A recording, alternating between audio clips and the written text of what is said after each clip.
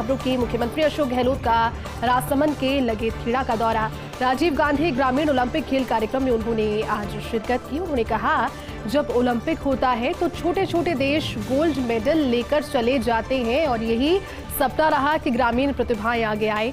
साथ ही ये भी कहा कि जबकि हमारे यहाँ पर निराशा हाथ लगती है, खेलों में बेहतर प्रदर्शन से लेकर स्वास्थ्य दृष्टिकोण से उपयोगी होंगे ग्रामीण ओलंपिक। हर साल ग्रामीण ओलंपिक का आयोजन होगा। ये जो शुरुआत हुई है ये निरंतर हर वर्ष यानी कि प्रतिवर्ष ग्रामीण ओलंपिक के स्वरूप में सभी के सामने आयोजित की जाएगी। निगम और पालिका क्षेत्रों में भी अगले साल ओलंपिक होंगे।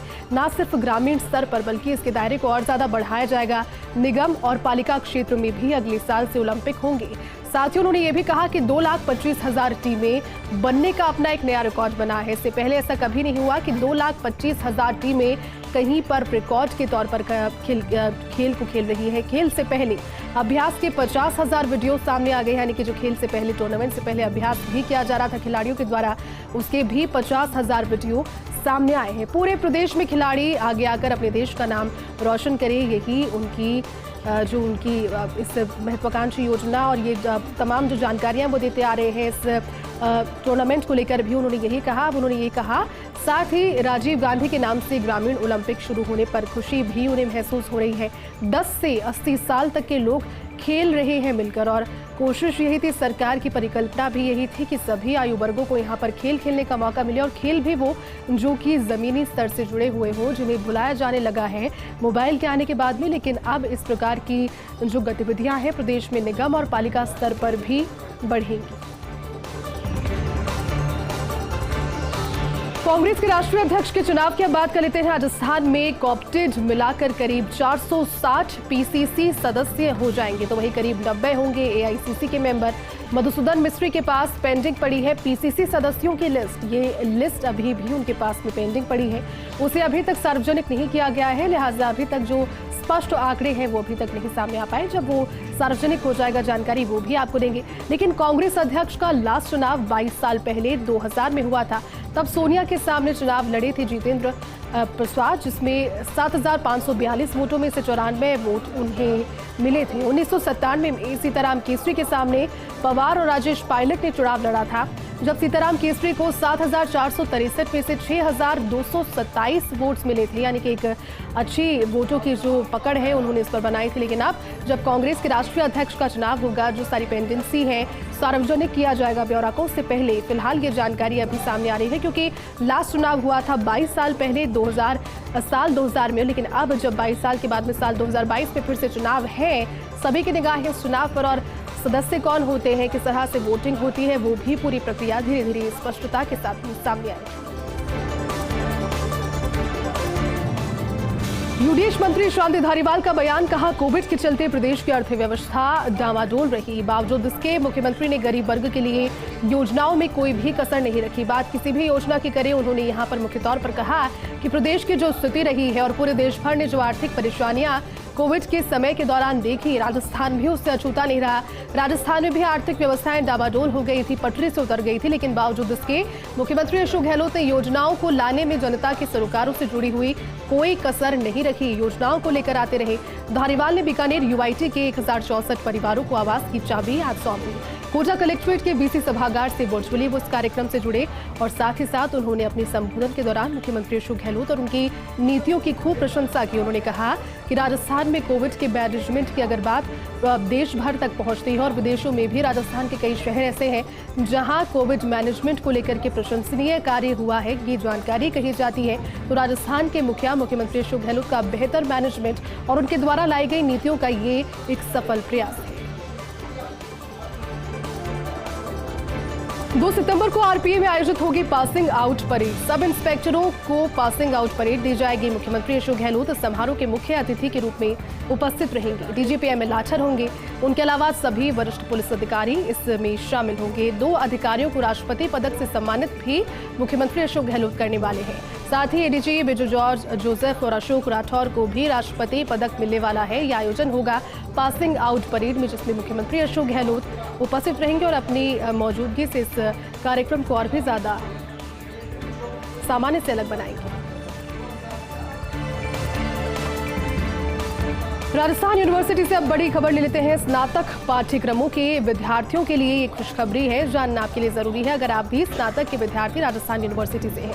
राजस्थान विश्वविद्यालय की 10% सीटें और बढ़ाई गई है। स्नातक कोर्स में 10% सीटें बढ़ाई गई, यानी कि BA, BCom, BSc, BBA, BCA, BPA जैसे कोर्सेज में 10% सीटें बढ़ाई गई है। कल कुल सचिव डॉक्टर कुलदीप मिश्रा ने इस संबंध में आदेश जारी किए, यानी कि अब जो छात्र कोशिश कर रहे हैं कि जिनका सीटें कम होने की वजह से या फिर उनकी कमी की वजह से एडमिशन नहीं हो पाया था स्नातक के विषयों के लिए, उनके लिए अब 10% सीटें और बढ़ाई गई है।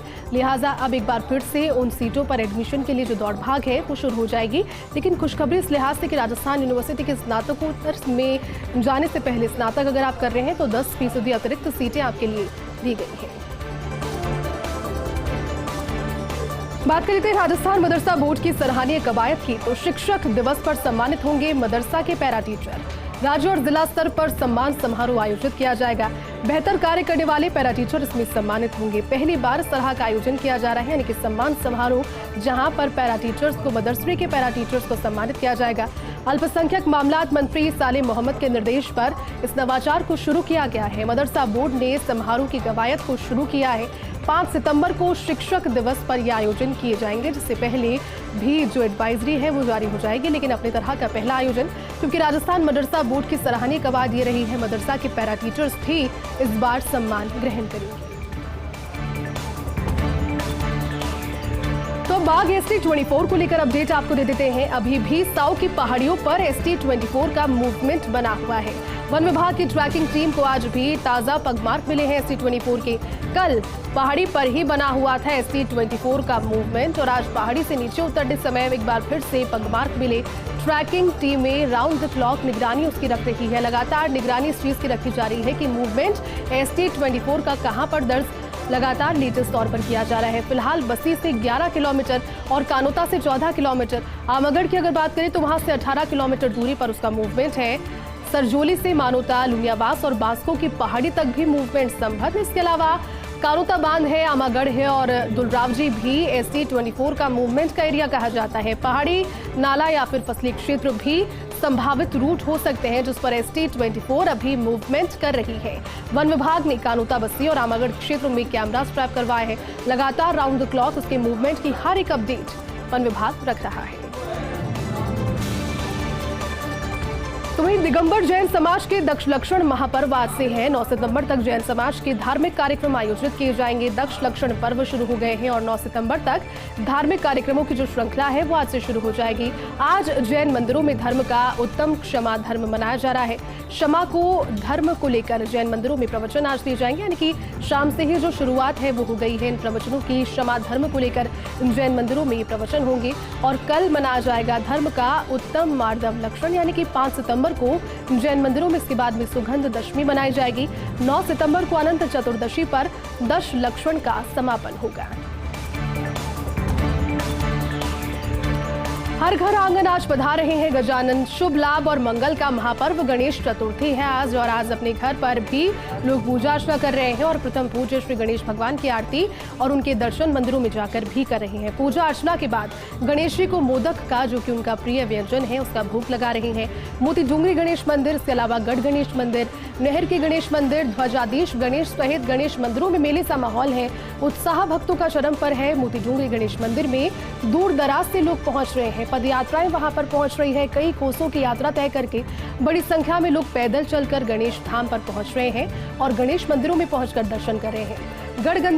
गढ़ मंदिर धाम पर भी सुबह से ही भक्तों का तांता लगा हुआ है। विघ्नहरण को मोदक का भोग लगाकर मंगल कामनाएं सभी अपने जीवन के लिए और आने वाले साल को देखते हुए गजानन गणेश जी महाराज से कर रहे हैं। विघ्नहरण, मंगलकरण, गणनायक गणराज, देश प्रदेश में प्रथम पूज्य भगवान श्री गणपति के जन्मोत्सव की धूम नजर आ रही है। मुख्यमंत्री अशोक गहलोत ने जोधपुर के रातानेड़ा गणेश मंदिर में दर्शन किए। मंदिर में दर्शनों के साथ रातानेड़ा मेले के ध्वज की पूजा अर्चना उन्होंने की।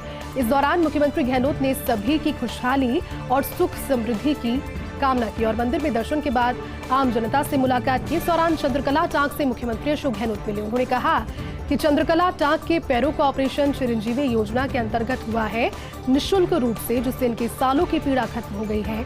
चिरंजीवी योजना से लाखों लोगों की पीड़ा दूर होकर एक नया जीवन दान उन्हें मिला।